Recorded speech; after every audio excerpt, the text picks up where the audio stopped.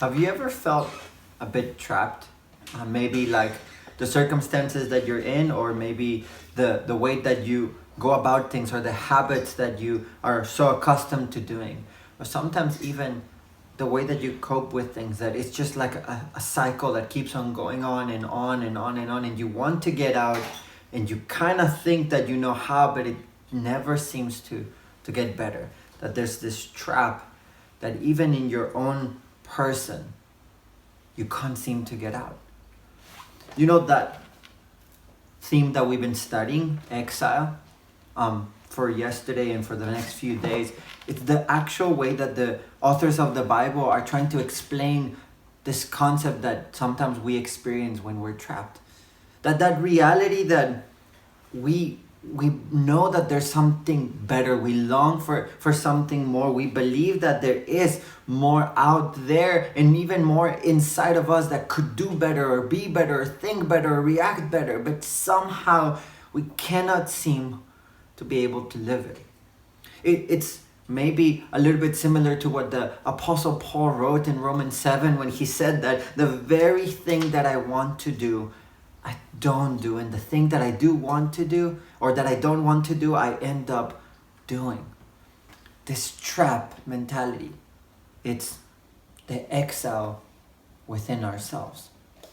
So we've been studying, and we looked at how the theme of exile is actually the theme of the entire narrative of the Bible, that the whole story is shaped around this idea that we as humans, as humanity, we had the opportunity to partner with God and to be reconciled to Him, and to rule and reign alongside Him in this beautiful creation that He made for us to enjoy and to work with, and to just see it become more and more and more and more. But we redefined God's wisdoms, took the rulership to our own standards, and we wanted to rule in our own way. And what we ended up created was Babylon. And we understood that Babylon was not just a physical place, although it was at some point in the history, but it became more like a symbol of every system or worldview that stands in opposition towards God's wisdom. When we redefine wisdom in our own terms, and we create these places and maybe the systems, or sometimes these attitudes in our hearts, that will just make things like Babylon, a place of oppression, a place where the needy and the weak are totally set apart and taken outside, and those who are looking for good cannot find it, because we redefine good bad, and what is bad we redefine as good. That's the story of our lives. That's the story that the Bible is trying to portray. And we looked at how the story points out to a restoration, to a time where this that we experience, this longing for more, even within ourselves, is going to be restored. And we're going to finally be able to become those who can live the way that we always wanted to, and we can see the world the way that we always have dreamt of, and we will see justice and mercy and forgiveness and humility and generosity in ourselves, but also in the world around us, and corruption and evil and immorality and idolatry, and all of those things will fade. And that's the story of the Bible. The story is not trying to get us to just hunker down and endure for a few years or a few thousands of years until we get shipped off to another place, but rather it's a story that we are exiles in our own earth. We are exiles in our own body. Not because we need to go somewhere else new, but because we need this body, this mind, this place to be restored. That is what exile pictures. That trap, that oppression, that inequality. That's what the theme of exile is all about. And we looked at yesterday this passage in Jeremiah that is very, very famous. And we looked at what it actually means in its actual context, the context of exile.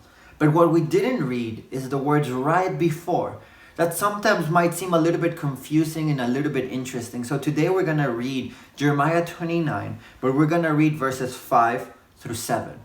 Remember, Jeremiah is writing a letter to the people who are in exile and who are going to be in exile for 70 years. And we discussed how this might not seem like good news, but he's telling them where and who to focus on and who to seek after. But listen to the advice that Jeremiah gives these people who are in exile, who are probably receiving this letter with one sword on their hands and one shield in the other, and saying, Jeremiah, if you're saying we should fight, let's fight. Because they don't want to be under the oppression of another kingdom, another empire. So Jeremiah 29, verses 5 through 7. Jeremiah says, build houses and live in them. Plant gardens and eat their fruit. Take wives and have sons and daughters, and take wives for your sons, and give your daughters to husbands, so that they may bear sons and daughters and multiply there, and do not decrease. Also seek the shalom, or peace, or well-being, depending on your translation, of the city where I took you as captives in exile, and pray to the Lord for it. For in its shalom, in its well-being, you will have shalom.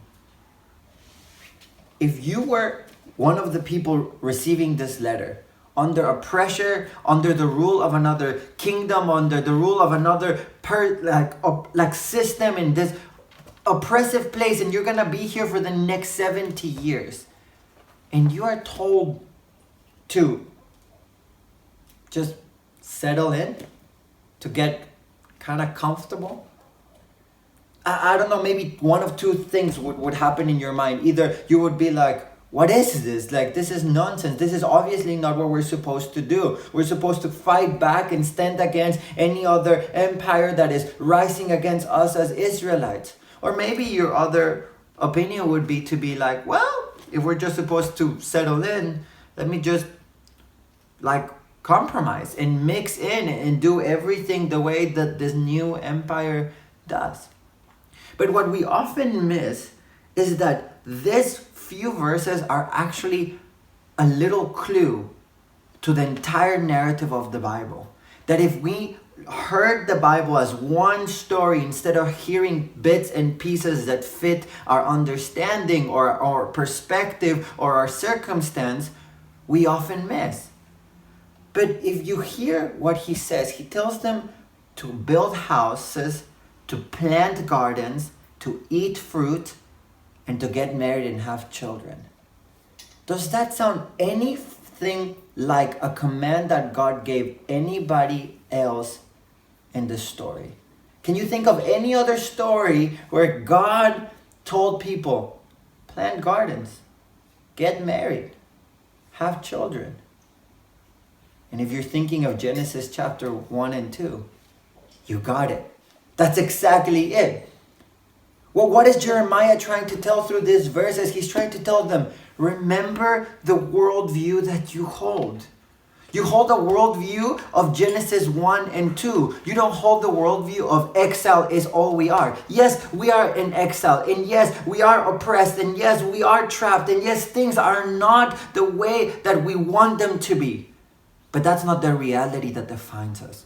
The reality that defines us is the reality of Genesis 1 and 2, where God is sovereign and good, and He invites us to partner with Him. And that if we trust that, that's what the rest of Jeremiah 29 is about, that if we trust His worldview, if we trust His plan, if we trust that He has shalom and He's willing to give shalom, not empire, then He will restore shalom. And He will restore shalom in our lives, well-being in our lives. He will get us out of this trap in our minds and in our lives and in our habits and in our choices. And He will restore shalom, peace and well-being in the world around us and the circumstances that we all face and we feel so discouraged and trapped by. That's what Jeremiah is telling them. He's telling them, don't rise up in war and fight against it. That's not going to bring shalom. But He's also not telling them just compromise and do whatever they do in Babylon. He's telling them that there's a way in between where there's not violent action taken against, but there's also no compromise. And it's the way that Jesus taught His disciples to live. Jesus read his Bible. Jesus understood Jeremiah. Actually, if you read the Gospel of Matthew, you will find a lot of similarities. A lot of the words that Jesus say, you can tell very clearly that he takes them out of Jeremiah. Because he understood the way to express and live out the kingdom of God in a world of exile, where even our own lives and our own bodies feel like they're in exile. It's through living out the reality of God's wisdom, of God's story right now. To go back to Genesis 1 and 2 and say God did create things to be good, even though things look very bleak. God did create me in his image, even though I am so trapped in all of these choices and habits, and God did invite me to partner with him. And yeah, our rebellion, our humanity has taken that apart, and we've created our Babylon, our system and worldview that stands against his. And therefore we are in this exile and we are in this tension. But we have a king who rules and reigns with the worldview of Genesis 1 and 2, with everything in place in his heart, mind, and action, and everything he did, he lived by it. And then he tells us to come and follow him. That if we live the way he lived and we accept the truth that reality far outweighs the reality of exile, then we will be able to truly cherish and be able to experience the restoration power that he holds and he will one day bring. The restoration power that he can bring in your life and in my life right now. And the restoration power that he will bring when he comes back and sets everything in order. He puts everything right where it belongs. He can do that right now in our lives, and he will do that in creation when he comes back. He will do that in everything. And he invites us to partner in that and help him accomplish that in our lives. So yes, exile is how, or not how, but where we live. We live in exile. This place that is our home doesn't feel like home.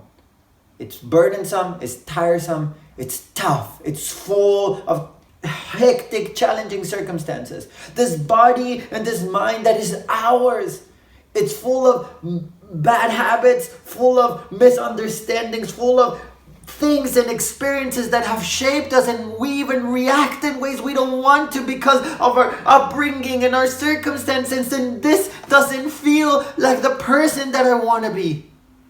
So Jeremiah says, then live out the reality that he always invited you to.